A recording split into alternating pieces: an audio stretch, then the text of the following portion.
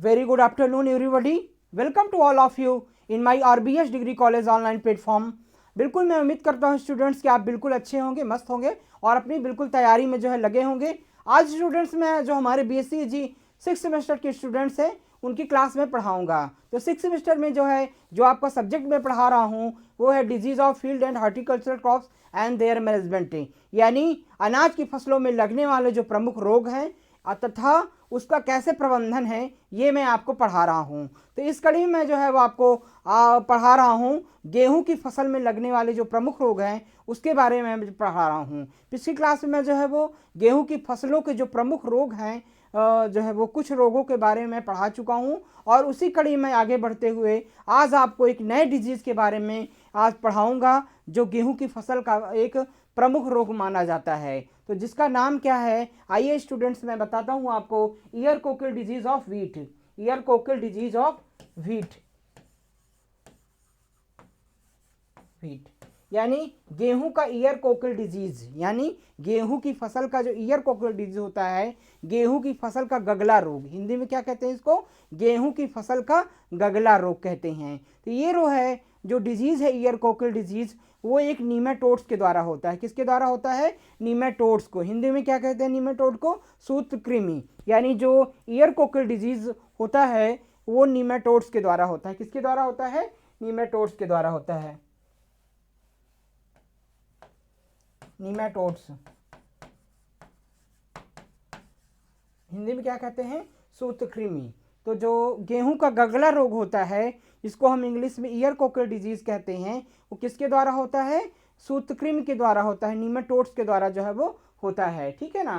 तो इस प्रकार से जो है वो इसके लक्षण प्लांट्स में जो है वो दिखाई पड़ते हैं। जैसा कि आप लोग इमेज देख रहे होंगे कि इस प्रकार से देखिए कि इसमें जो है वो बिल्कुल प्लांट जो है विकसित ही नहीं हुआ है, बालियां बिल्कुल निकलते ही जो है वो मुड़ गई हैं और पत्तियों में इस प्रकार के सिम्टम दिखाई दे रहे हैं। दूसरे चित्र में आप देखेंगे कि इस प्रकार से जो है वो बालियां एकदम छोटी सी निकली हुई हैं और बिल्कुल जो है वो जो बालियों की ग्रोथ है बिल्कुल रुक गई है और प्लांट एकदम छोटे से हैं। तीसरे में आप देख रहे होंगे बालियां तो निकली हैं लेकिन उसमें दाने सही से नहीं भरे हुए हैं और जिसके एरोइंग हैं, जो इसके एवंस हैं, बिल्कुल जो है वो निकले नहीं, एकदम छोटे से जो है वो छोटे छोटे दाने जो है वो रह गए हैं और दानों के अंदर पूरी जो है वो गॉल्स जो है वो नीमेटोड्स की जो है फिलअप हुई हैं।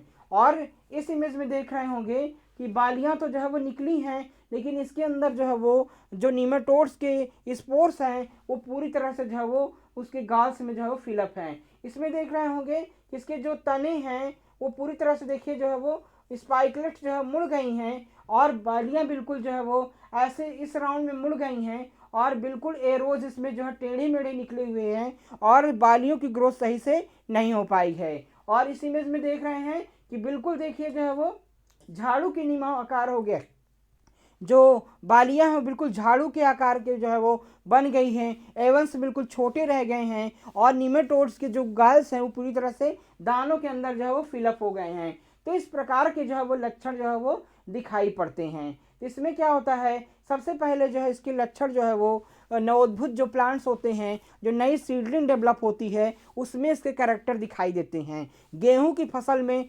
जो नीमेटोड डिजीज होता है, ईयर कोकिल नीमेटोड जो रोग होता है, उसके सबसे पहले लक्षण जो है वो जो नवोद्भित पौधे होते हैं लगभग 20 से 25 दिन के स्टार्टिंग टाइम पे ही जो है वो इसके लक्षण जो है वो प्रकट होने लगते हैं प्लांट्स में। तो इसके कैरेक्टर हम जो है वो देखेंगे। फिर जो है वो लक्षण तो इसके कभी भी आ सकते हैं, कभी कभी क्या होता है कि जो है वो जो नए सीडलिंग है उसमें ना करके वो जो है वो जब प्लांट्स में जो है वो स्पाइकलेट निकल आती हैं, बाल निकल आती है, उस समय इनके लक्षण जो है वो दिखाई देने लगते हैं। लेकिन अधिकतर जो है वो जो इनके सिम्टम्स हैं, जो इनका इन्फेक्टेशन है प्लांट में, वो शुरुआती के तौर पर जब बीज जो है वो नर्सरी अवस्था में जब छोटे छोटे 20 से 25 दिन के जो सीडलिंग होते हैं आपके प्लांट्स होते हैं उसमें जो है इनके इन्फेक्शन, इनका कैरेक्टर जो है वो प्रकट होने लगते हैं। तो इस प्रकार से आइए इसके बारे में थोड़ा सा डिटेल में हम पढ़ते हैं। तो ईयर कोकिल डिजीज जो है वो किसके द्वारा होता है? ये होता है आपका नीमेटोड के द्वारा होता है। किसके द्वारा होता है स्टूडेंट? नीमेटोड्स के द्वारा, नीमेटोड्स। और इसको हिंदी में क्या कहते हैं? सूत्रकृमि, सूत्रकृमि। हिंदी में क्या कहते हैं? सूत्रकृमि कहते हैं। और इसका जो साइंटिफिक नेम होता है वो एंगेनिया ट्रिटिसाई होता है। क्या होता है? एंगेनिया ट्रिटिसाई, यानी इसका क्या है, ये पैथोजेंस होते हैं। क्या होते हैं? पैथोजन। जो ईयर कोकिल डिजीज का जो है वो रोग कारक होता है वो होता है एगुनिया ट्रिटिसाई। और इसके बाद इसके अन्य नाम भी होते हैं। इसको अन्य किस नामों से जानते हैं? ईयर कोकिल नीमेटोड्स के नाम से जानते हैं, और दूसरा सीड गाल के नाम से जानते हैं, फिर नीमेटोड्स के नाम से जानते हैं, सीड एंड लीफ गॉल नीमेटोड्स होते हैं, और वीट गाल नीमेटोड्स होते हैं, वीट सीड गाल नीमेटोड्स होते हैं, wheat seed gall nematodes, wheat seed and leaf gall nematodes. तो ये कई प्रकार के पैथोजेनिक नीमेटोड्स होते हैं, ऐसे सूत्रकृमि होते हैं जो अलग अलग प्लांट्स के पार्ट में इन्फेक्ट पहुंचाते हैं, चाहे वो बीज में हो, चाहे पत्तियों में हो, चाहे तने में हो, चाहे जड़ों में हो, अलग अलग प्रकार से जो है वो इन्फेक्ट करते हैं प्लांट्स को। तो उसी के नाम से हम उसको जो है वो परिभाषित जो है वो कर सकते हैं। जो लीफ में इन्फेक्ट करते हैं वो लीफ नीमेटोड्स के नाम से जानते हैं, जो तनों में इन्फेक्ट करते हैं उसको हम जो है वो स्टेम नीमेटोड्स के नाम से जानते हैं। तो अलग अलग पार्ट्स में नीमेटोड जो है वो इन्फेक्ट प्लांट को जो है वो कर सकते हैं, ठीक है। इसीलिए इनको हम अलग अलग नामों से, चाहे वो बीज में हो, चाहे तनों में हो, चाहे पत्तियों में हो, चाहे बाल में हो, तो उसी के नाम से हम इसको जो है वो कह सकते हैं। मुनरी, ये डिजीज जो है वो जो ईयर कोकिल डिजीज होता है वो किसके द्वारा कॉज किया जाता है? नीमेटोड्स के द्वारा कॉज किया जाता है। और उस पैथोजेनिक नीमेटोड्स का नाम क्या होता है? एंगोनिया ट्रिटिसाई होता है। क्या होता है? एंगोनिया ट्रिटिसाई। बिल्कुल रिमेंबर करके रखेंगे। इसके बाद आगे मैं देखूंगा साइंटिफिक क्लासिफिकेशन, किस प्रकार से इसका वैज्ञानिक रूप से जो है वो वर्गीकरण इसका किया गया है। तो जो इसका किंगडम होता है वो होता है एनिमैलिया, और फाइलम क्या होता है? नीमेटोडा होता है। क्लास इसका होता है सेक्रिनेटा होता है, और सब क्लास होता है डिप्लोगैस्ट्रिया होता है। ऑर्डर जो होता है टाइलिनिचिडा होता है, और सुपर फैमिली जो इसकी होती है टाइलिनेचिडी होती है, और फैमिलीज की होती है एंगुनिडेई होती है, सब फैमिली जो होती है एंगुनियाई होती है, और इसका जीनस जो होता है एंगुनिया होता है, और स्पीसीज जो होती है एंगुनिया ट्रिटिसाई जो है होती है। तो इस प्रकार से इसका साइंटिफिक जो है वो क्लासिफिकेशन जो है वो किया जा सकता है। तो मोस्टली ये जो है वो एक सूत्रकृमि द्वारा होता है जिसका जो जीनस होता है एंगुनिया होता है, और स्पीसीज इसकी ट्रिटिसाई जो है वो होती है। तो इस प्रकार से बिल्कुल इसको हम रिमेंबर करके रखेंगे एक एक पॉइंट्स को। इसका स्क्रीनशॉट ले लीजिए। आगे मैं बात करता हूँ ईयर कोकिल डिजीज का वितरण किस प्रकार से है। तो इसको जो है अन्य नाम से, जैसे सेहुआ रोग, गोगला रोग, गांठ रोग, इस नाम से भी जानते हैं, ठीक है ना।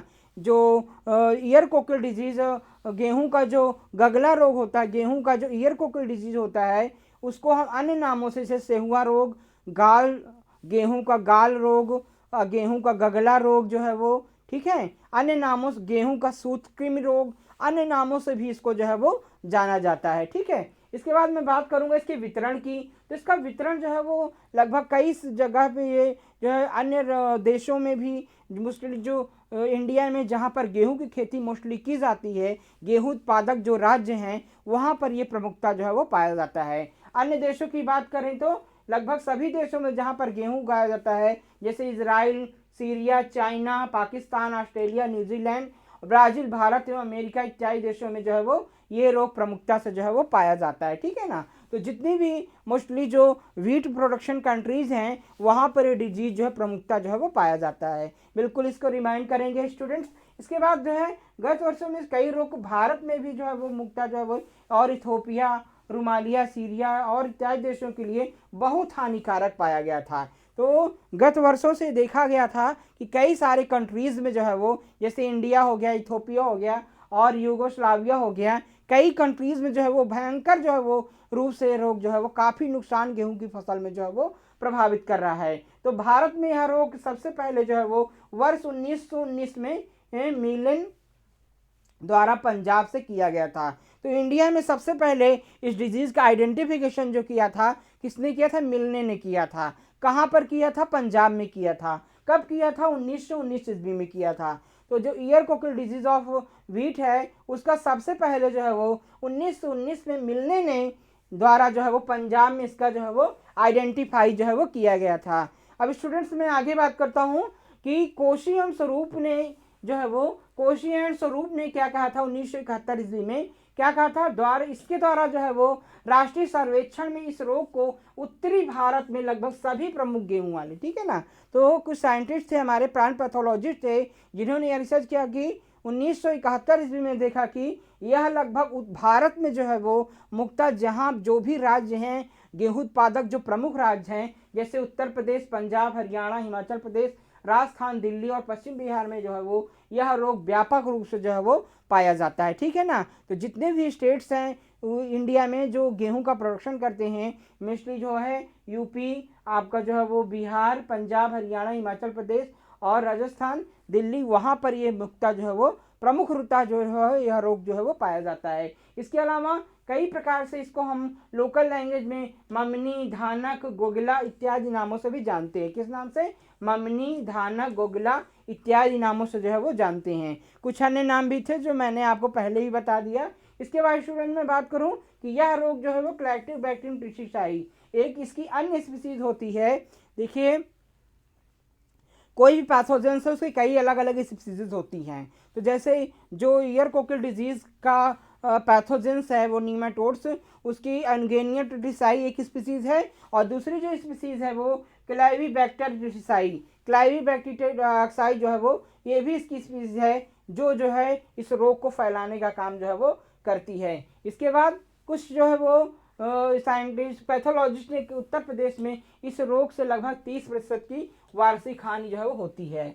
तो सिंह एवं उनके सहयोगियों ने ये बताया था कि इससे लगभग उत्तर प्रदेश में जो है वो लगभग 30% जो है वो की हानि जो है वो इस रोग से द्वारा जो है वो होती है, ठीक है ना। और सराद्री ने भारत के कई उत्पादक राज्यों में से लगभग जो है वो 75 करोड़ की रुपए की जो है वो आर्थिक हानि जो है वो निकाल लाया था। कई जो है वो भारत में कई राज्यों में इंडिया में लगभग 75 करोड़ रुपए की वार्षिक हानि जो है वो इस रोग के द्वारा जो है वो देखी गई है।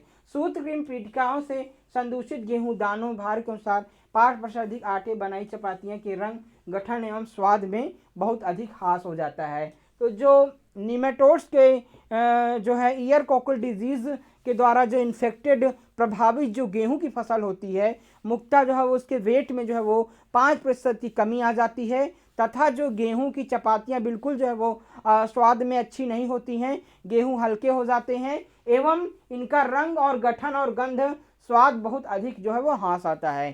तो इस रोग के द्वारा जो प्रभावित फसल होती है उसके अनाजों में लगभग 5% के वजन में कमी आ जाती है एवं दानों का रंग रूप बिल्कुल चेंज होता है, उसकी क्वालिटी बिल्कुल डिक्रीज हो जाती है और खाने में भी उसकी रोटियां अच्छी नहीं बनती हैं, स्वाद अच्छा नहीं होता है और बिल्कुल वो खाने के लिए अयोग्य जो है वो माना जाता है। ये कैरेक्टर्स जो है इसके दिखाई देते हैं। इसके बाद हम बात करें लक्षण की, तो लक्षण की बात करेंगे तो लक्षण में क्या होता है कि रोग से प्रथम लक्षण 20 से 25 दिनों में, ठीक है, पुराने नवोद्भिद पौधे में देखे जा सकते हैं। तो सबसे पहले जो है वो जो नए पौधे जो नई सीडलिंग डेवलप होती है, नए पौधे जो निकलते हैं प्लांट्स में जो है खेत में, उसमें इसके लक्षण जो है वो दिखाई देते हैं। नए पौधे लगभग जब 20 से 25 दिन पुराने हो जाते हैं, 20 से 25 दिन के जब हो जाते हैं तब इसके लक्षण जो है वो ज़्यादातर प्लांट्स के अंदर जो है वो दिखाई पड़ते हैं।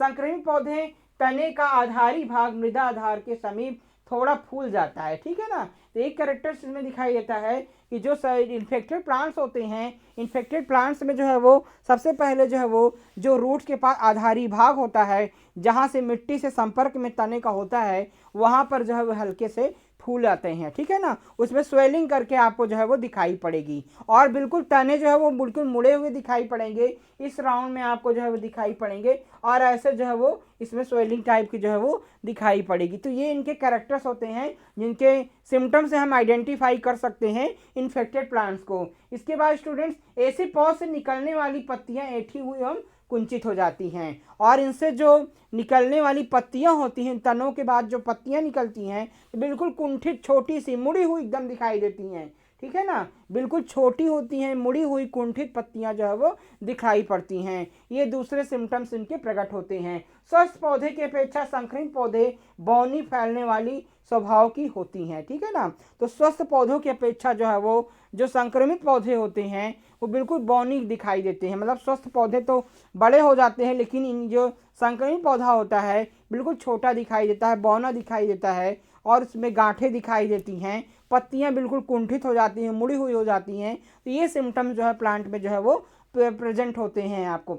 इसके बाद रोगी पौधे अधिक फैले हुए दिखाई देते हैं। रोग का प्रभाव बालियों पर भी दिखाई देता है। ठीक है ना, तो रोग का प्रभाव जो है वो तनों पे दिखाई देता है, पत्तियों पे भी दिखाई देता है, तत्पश्चात बालियों पर भी इसके लक्षण जो है वो प्रकट हो जाते हैं। कभी कभी स्टूडेंट्स क्या होता है कि इनके लक्षण जो है वो शुरुआत में नहीं दिखाई देते हैं। मतलब नई जब पौधे निकलती है, 20 से 25 दिन की जो पौध होती है उसमें इसके लक्षण नहीं दिखाई देते हैं, और जब बालियां निकल आती हैं बालियों में इसके सिम्टम जो है वो दिखाई देने लगते हैं। तो यह रोग केवल नए पौधों पे ही, नई सीडलिंग को ही नहीं प्रभावित करता, अपितु जब उसकी बाल निकल आती है, स्पाइकलेट डेवलप हो जाती हैं, तो उसमें भी इसके लक्षण जो है वो उस समय भी ये फसल को जो है वो प्रभावित कर सकता है। ठीक है, इसके बाद संक्रमित पौधे में बालियां कुछ पहले निकल आती हैं तथा यह स्वस्थ पौधों की अपेक्षा लगभग 30 से 40 दिन पहले निकल सकती हैं। तो एक ये भी इंपॉर्टेंट पॉइंट है स्टूडेंट्स कि ये मेजर डिफरेंट है कि लगभग 30 से 40 दिन पहले जो है वो इसमें बालियां निकल आती हैं। यानी जो स्वस्थ पौधे होते हैं, स्वस्थ पौधों की अपेक्षा जो है वो जो इन्फेक्टेड प्लांट्स होते हैं उसमें 30 से 40 दिन पहले जो है वो बाल जो है वो निकल आती हैं। यानी पहले ही इसमें बाल जो है वो निकल आती है, निकल तो आती हैं लेकिन वो सही से विकसित जो है वो नहीं होती हैं, मुड़ी हुई हो जाती हूँ, उसमें एवंस जो है वो डेवलप नहीं होते हैं, बिल्कुल छोटे छोटे जो है वो दाने जो है वो बन जाते हैं। तो ये जो है वो उसके कैरेक्टर जो है वो होते हैं। रोगी बालियां स्वस्थ बालियों की अपेक्षा अधिक छोटी एवं चौड़ी होती हैं, अधिक समय तक हरी भरी बनी रहती हैं। एक मेजर सिम्टम्स ये भी होता है कि जो रोगी पौधे होते हैं उनकी बालियां बिल्कुल छोटी रहती हैं और अधिक समय तक हरी भी बनी रहती हैं, छोटी रहती हैं, चौड़ी रहती हैं एवं अधिक समय तक जो है वो ग्रीन कलर में, हरी कलर में जो है वो बनी रहती हैं। तो ये भी एक अच्छा सिम्टम्स इसमें जो है वो दिखाई देता है।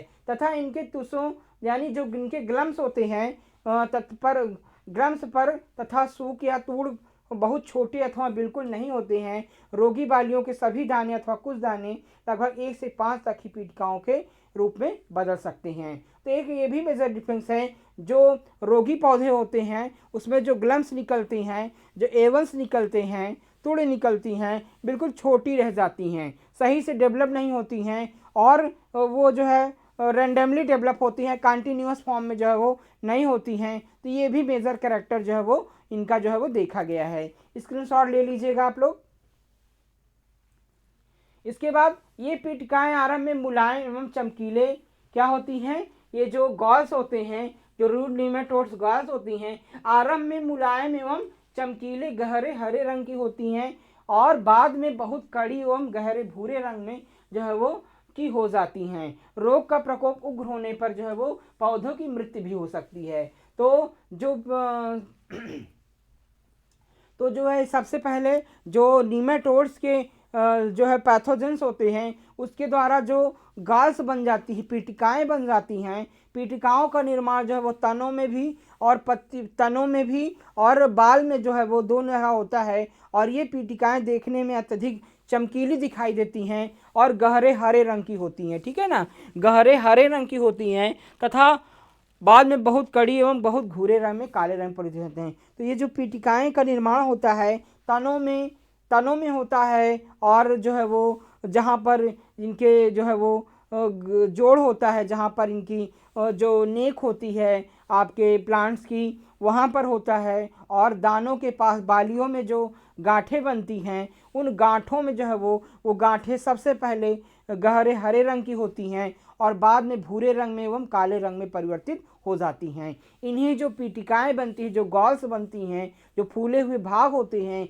इसी में जो है वो नीमाटोड्स यानी सूत्रकृमि के स्पोर्स जो है वो भरे होते हैं। ठीक है ना, उसी में इसके जो है वो स्पोर्स जो है वो भरे होते हैं। तो इस प्रकार के लक्षण जो है प्लांट्स में जो है वो दिखाई देते हैं। ठीक है, इससे हम आइडेंटिफाई कर सकते हैं कि ये जो है वो नीमाटोड डिजीज है, ये रूट नॉन नीमेट ये sorry year Kokalla disease of wheat है। ठीक है, इसके बाद इस प्रकार से जो है वो थोड़ा सा मैं इमेज के माध्यम से भी आपको समझाना चाहूँगा कि इमेज से आप लोग अच्छे से जो है वो समझ सकते हैं। तो पहले आप इमेज में फर्स्ट में आप देख रहे होंगे इस प्रकार से प्लांट जो है वो दिखाई देते हैं। बिल्कुल देखिए एकदम पतली सी जो है वो एकदम बालियाँ बिल्कुल इस तरीके से जो है वो दिखाई देती हैं और बिल्कुल देखिए बालियों में जो है वो पीटिकाएँ बन रही हैं। ये घास का निर्माण हो गया है जगह जगह पर और बिल्कुल मुड़ी हुई कुंठित पत्तियां जो है वो दिख रही हैं। पत्तियां जो है वो भूरे कलर में, पहले हरे भूरे कलर के स्पॉट्स में दिख रहे हैं और इस प्रकार से कन्वर्ट हो जा रही हैं। देखिए बिल्कुल बाल का निर्माण नहीं हो रहा है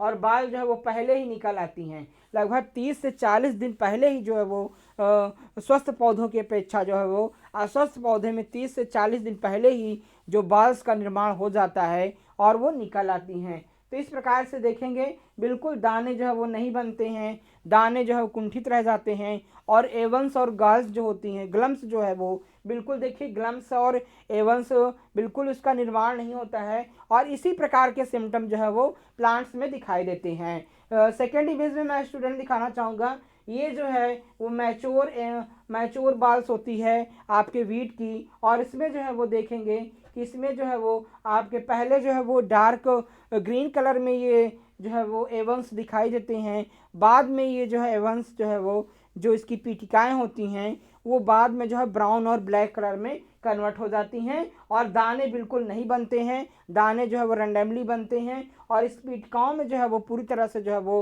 नीमाटोड्स की स्पोर जो है वो भरे होते हैं। तो इस प्रकार से जो है वो लक्षण जो है वो दिखाई देते हैं। इसके बाद आप देखेंगे कि बीजों में जो है वो इस प्रकार के लक्षण जो है वो दिखाई पड़ेंगे। जब इसके हम बीज को निकाल के देखेंगे तो इस प्रकार से लक्षण जो है वो काले एवं भूरे कलर के जो है बीज का निर्माण इसमें देखेंगे और इसमें पूरी तरह से जो है वो नीमाटोड्स की स्पोर्स जो है वो भरे होंगे। तो इस प्रकार के सिम्टम जो है वो प्लांट्स में आपके अनाजों में दिखाई देते हैं। इसके बाद इसका जो इटियोलॉजी होता है, इटियोलॉजी की मैं बात करूँ, रोग हेतुकी की बात करूँ, इटियोलॉजी का मतलब होता है कैसे जो है वो इसकी क्या जो है होते, तो ये जो है एक प्रकार का एनगुनिया ट्रिटिसाई के द्वारा ये फैलता है। एनगुनिया ट्रिटिसाई जो इसका पैथोजेंस होता है वो होता है आपका नीमाटोड्स की जो स्पीसीज होती है उसका नाम एगुनिया ट्रिटिसाई होता है और ये जो है वो ट्रिटिसाई नामक सूत्रकीम जो है वो इसके बारे में एनिमेलिया होता है, फाइलम इसका नेमाटोडा होता है, वर्ग सनरुटिया होता है। ये मैं डिटेल से आपको जो है पहले बता चुका हूँ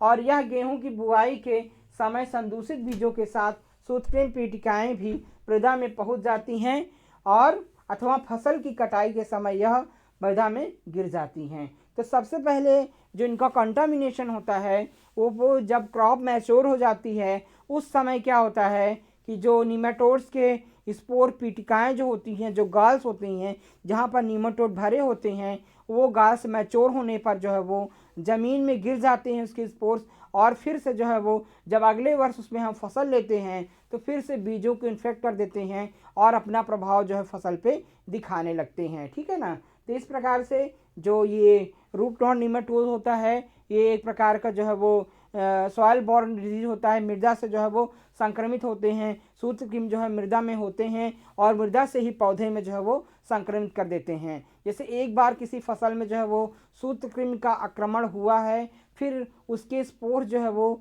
मिट्टी में पड़े रहते हैं। जब पौधों के अंदर जो पीटिकाएँ होती हैं, गाल्स होते हैं, उसमें नीमाटोड्स मैच्योर हो जाते हैं, फिर वो जब ज़मीन में गिर जाते हैं, फिर अगले वर्ष जब उसी में हम बीज को बोते हैं, फिर हमारे नए प्लांट्स को वो नए सीड्स को इन्फेक्ट कर देते हैं और धीरे धीरे उसमें जो है वो उसके आक्रमण जो है वो सिम्टम जो है वो प्रेजेंट होने लगते हैं। तो इस प्रकार से इनकी इटियोलॉजी जो है वो होती है। इसके बाद मृदा में पड़ी यह सूत्रकृमि पीटिकाएँ मृदा की नमी को अवशोषित करके मृद हो जाती हैं और द्वितीय अवस्था में डिम्बक इन पीटिकाओं की मुलायम भित्तियों को तोड़कर बाहर निकल आते हैं। सामान्यतः गेहूं की बीज बुआई के बाद 3 दिनों में अंकुरण आरंभ कर देते हैं और इन्हें गर्ल्स में डिम्को मृदा में निकलना चौथे दिन आरंभ हो जाता है। तो मेरा कहना इसका यही है कि जो इसके स्पोर्स जो है वो जो डिम्बक इसके पड़े होते हैं मिट्टी में, तो हम जैसा नया सीड को बोते हैं तो वो जो है वो जीवित जो डिम्बक होती हैं वो हमारे सीड में इन्फेक्ट कर देते हैं और सीड के बाद जब नए जो है वो नए जो है वो बीजांकुरण जब होता है, मूलांकुर होता है, तो फिर उसमें ये प्रभावित फसल को करने लगते हैं और जब 20 से 25 दिनों की फसल हो जाती है तो उसमें इनके लक्षण धीरे धीरे जो है वो प्रकट होने लगते हैं, यानी आपके लक्षण जो है प्लांट्स में जो है वो प्रकट होने लगेंगे। ठीक है, गाल्स का निर्माण होगा, पत्तियां जो है वो कम डेवलप होंगी, तमाम सारे कैरेक्टर जो है वो दिखाई देने लगते हैं। पत्तियां डेवलप होंगी तो संकुचित होंगी, छोटी होंगी, मुड़ी हुई होंगी। ठीक है, तो इस प्रकार से लक्षण जो है वो आपके दिखाई लगते हैं प्लांट्स में। गेहूं में यह तंतु एवं पीले बाली विघलन रोग का विकास सूत्र डिम्को जीवाणु सांता पर्यावरणिक परिस्थितियों जैसे तापमान। तो दूसरी मैं बात करूं जो है वो, तो ये जो ईयर कोकल डिजीज है, नीमाटोड जो डिजीज है, डिपेंड करता है इन्वायरमेंटल कंडीशन पे।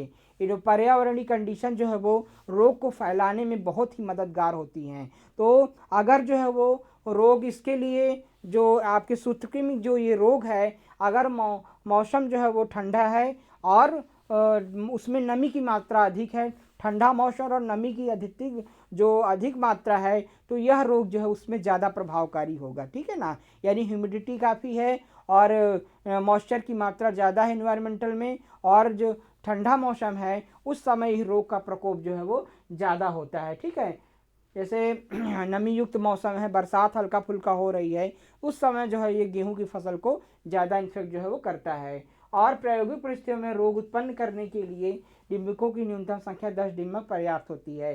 तो इनकी जो इनके आपके नीमाटोड्स होते हैं उनकी संख्या जो है वो अगर लगभग 10 की है, लगभग 10 स्पोर्स हैं, तब भी ये फसल को जो है वो इन्फेक्ट कर सकते हैं। मतलब थोड़े से ही मात्रा इनकी जो है वो फसल को काफ़ी ज़्यादा मात्रा में प्रभावित जो है वो कर सकती है। ठीक है, इसके बाद जब परिस्थितियां शीघ्र जीवाणु गुणन एवं पीले जीवाणु अपवांग से अधिक हैं, ठीक है, तो अगर इनकी जो है वो उत्पादन के लिए अनुकूल होती हैं तो इससे सूत्रकृमि सक्रियता पीट का निर्माण रुक जाता है। ठीक है, कभी कभी इन्वायरमेंटल कंडीशन अगर अच्छी नहीं है, पर्यावरणीय दशाएं विपरीत है, तापमान अधिक है, नमी की मात्रा इन्वायरमेंट में कम है, तो इस प्रकार उस समय क्या होता है कि इनकी जो ग्रोथ है, नीमाटोड्स की जो ग्रोथ है, डेवलपमेंट है, वो जो है वो रुक जाती है और फसल को उतना ज़्यादा इन्फेक्ट जो है वो नहीं कर पाते हैं। ये रोग जब तापमान न्यूनतम होता है, मतलब ठंड होती है और उसमें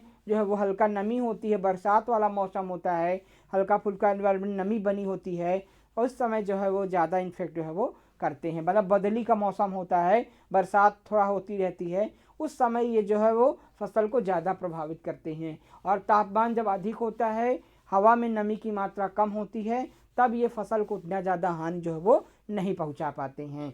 इसके बाद मैं बात करूंगा इसके नियंत्रण की, मैनेजमेंट की। ठीक है, तो इसका नियंत्रण जो है वो बहुत ही आवश्यक होता है। अगर इस रोग का हम सही समय पर नियंत्रण कर लेते हैं, सही प्रकार की विधियों का उपयोग कर लेते हैं, सही से इसकी पहचान कर लेते हैं, तब इस रोग से हम अपनी फसल को बचा सकते हैं और काफ़ी नुकसान से जो है वो फसल को जो है वो बचाया जा सकता है। तो सबसे पहले हमको क्या करना चाहिए, बीज का चयन ऐसे खेत से करना चाहिए जिसमें रोग उत्पन्न हुआ हो और संभव हो सके तो केवल प्रमाणित बीजों को जो है वो करना चाहिए। ठीक है ना, तो इसमें छात्रों ये ध्यान देना चाहिए कि जब भी हम गेहूं की फसल के लिए बीज को बोने के लिए, यानी जैसे हम लोग क्या करते हैं, किसान हमारे क्या करते हैं, पुराने बीजों का उपयोग करते हैं ज़्यादातर, तो सबसे पहले जो है वो रोग ग्रसित बीजों का उपयोग नहीं करना चाहिए और ऐसे खेत का बीज का जो है वो बिल्कुल उपयोग नहीं करना चाहिए बोने के लिए जिसमें कभी जो है वो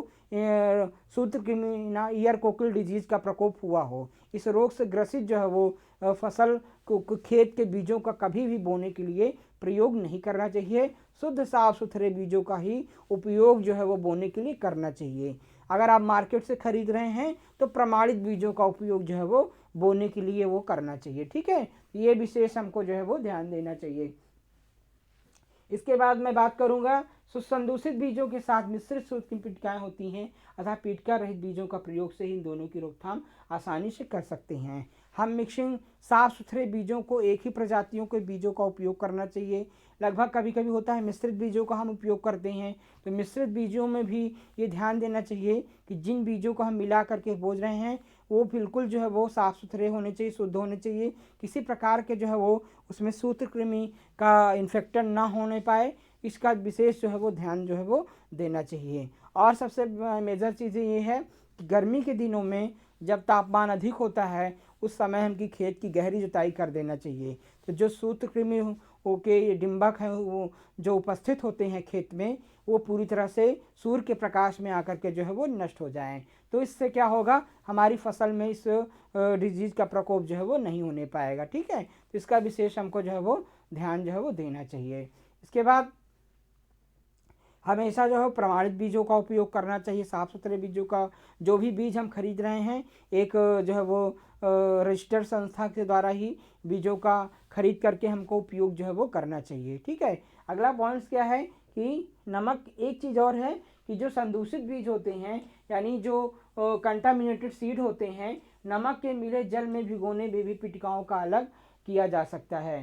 तो जो कंटामिनेटेड सीड होते हैं, जैसे मान लीजिए हम बीज को बोने के लिए घर के ही पुराने बीजों का उपयोग कर रहे हैं, तो हमको देखना चाहिए कि अगर उसमें कुछ संदूषित बीज हैं, कंटामिनेटेड सीड्स हैं अगर, तो उसको क्या करना चाहिए, नमक से उपचारित करना चाहिए। नमक से उपचारित करने पे क्या होता है कि नमक के सोल्यूशन में जब हम बीज को डिप करते हैं, डुबोते हैं, तो जो संदूषित बीज होते हैं वो ऊपर तैरने लगते हैं और जो अच्छे बीज होते हैं नीचे बैठ जाते हैं। फिर उन बीजों को हम अलग कर लेते हैं और अच्छे बीजों को ही बोने के लिए प्रयोग करते हैं। ठीक है ना। अगला जो होता है बीजों की तप्त तथा उष्ण उपचार, हॉट एंड वाटर ट्रीटमेंट किया जाता है। तो ये भी कई प्रकार का ट्रीटमेंट है। बीजों को जो है वो हॉट वाटर, अधिक तापमान पर जो है वो हॉट वाटर ट्रीटमेंट, गर्म ताप जो है वो गर्म ताप पर जो है वो उपचारित किया जाता है, जिससे नीमाटोड के स्पोर जो है मर जाते हैं और उसको हम बोने के लिए जो है वो प्रयोग कर सकते हैं। और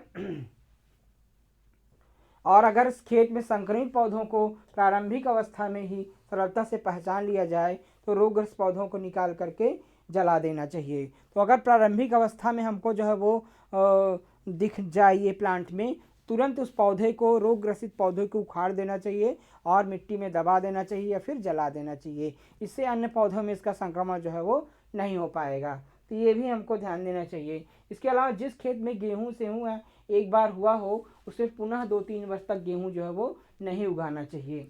अगर किसी खेत में जो है वो ईयर कोकिल डिजीज़ का, गगला रोग का प्रकोप हुआ है तो लगभग 2 से 3 वर्ष तक जो है वो उस खेत में गेहूं की फसल को नहीं बोना चाहिए। अन्य फसलें हम जो है वो ले सकते हैं। यहाँ तक कि हम जैसे आप जो है वो अन्य कोई फसल ले लीजिए, सरसों उगा लीजिए, उसमें जौ ले लीजिए, जौ भी हम ले सकते हैं। ठीक है ना। अन्य कोई भी फसल, आलू ले सकते हैं, मक्का ले सकते हैं, दूसरी फसल को हमको उगाना चाहिए। गेहूं की फसल जो है वो नहीं उगाना चाहिए। ठीक है। 2-3 वर्ष बाद फिर से हमको गेहूं इसमें ले सकते हैं। गेहूं की अगेती बुआई फसल में यह रोग जो है वो कम उत्पन्न होता है। एक ये भी देखा गया है अगर गेहूं की हम टाइमली बुआई करें, अगेती बुआई करें, तो इस रोग का प्रकोप जो है वो कम देखा गया है। जब हम गेहूं की देर से बुआई करते हैं, देर में बुआई करते हैं, देर में जो है वो करते हैं, तो इस रोग का प्रकोप जो है वो ज़्यादा देखा गया है। ठीक है ना। तो ये भी रिसर्च में सही में, इसीलिए हमको जो है वो गेहूं की समय से बुआई करना चाहिए, अगेती फसल की जो है वो बुआई करना चाहिए, जिससे इस रोग का प्रकोप फसल में ना होने पाए। ठीक है। इसके बाद कुछ जो है सूत्रकृमिनाशी, कुछ जो है वो सूत्रकृमिनाशी होते हैं, निमेटीसाइड होते हैं। क्या होते हैं? निमेटीसाइड। इसको क्या बोलते हैं? निमेटीसाइड। कुछ निमेटीसाइड्स होते हैं जैसे आपके डीडीटी हो गए, मिश्रण हो गया 20 से 40 गैलन का, नेमागान हो गया, आपका नेमाफास हो गया 10% दानेदार हो गया, इसके प्रति हेक्टेयर दर से, या वैमास हो गया 20 गैलन इत्यादि को किसी एक द्वारा मृदा उपचार करना प्रभावशाली पाया गया है। तो इस प्रकार से डीडीटी हो गया, ये तो खैर आपका बैंड हो गया है। इसके अलावा नेमागान हो गया या फिर नेमाफास हो गया, आपका जो है वो वैमास हो गया। ये कई प्रकार के जो है वो निमेटीसाइड हैं जिनका हम क्या करना चाहिए, मृदा उपचार करना चाहिए। क्या करना चाहिए, सॉयल ट्रीटमेंट करना चाहिए, सॉयल ट्रीटमेंट। जिनका क्या करना चाहिए, मृदा उपचार करने से भी हम फसल को जो है वो बचा सकते हैं। तो कई प्रकार के निमेटिसाइड होते हैं, निमेटिसाइड्स हैं जिसका नाम दिया गया है। इनकी सही मात्रा लेकर के इनको हम सॉयल ट्रीटमेंट जो है मृदा को उपचारित कर सकते हैं और अपनी फसल को इस रोग से जो है वो बचा सकते हैं। इसके अलावा जो है वो कुछ जो है वो कुछ रोग प्रतिरोधी प्रजातियां हैं। क्या है, डिजीज रेजिस्टेंस प्रजाति, डिजीज रेजिस्टेंस क्रॉप। कुछ रोग रोधी प्रजातियां हैं जैसे सोनोरा 63 हो गया, लर्मा रोजो एनपी 908 हो गया, एस 227 इत्यादि जो है वो इस रोग के प्रति जो है वो सहनशीलता जो है वो विकसित की गई थी। ठीक है ना। तो कुछ जो है वो रोग रोधी प्रजातियां हैं जिनको हम जो है वो बोने के लिए उपयोग करना चाहिए। तो इस रोग के प्रति जो रेजिस्टेंस वैरायटीज़ हैं उसको हमको बोने के लिए प्रयोग करना चाहिए, जिससे इस फसल को अपने इस रोग से जो है वो बचा सकें। तो सही समय पे सही ट्रीटमेंट हम करके जो है वो अपनी फसल को, गेहूं की फसल को इस रोग से हम जो है वो बचा सकते हैं। तो आज की क्लास में स्टूडेंट्स बस इतना ही। हम नेक्स्ट क्लास में आपको नए टॉपिक के साथ आपसे फिर मिलेंगे। आप सभी का बहुत बहुत धन्यवाद।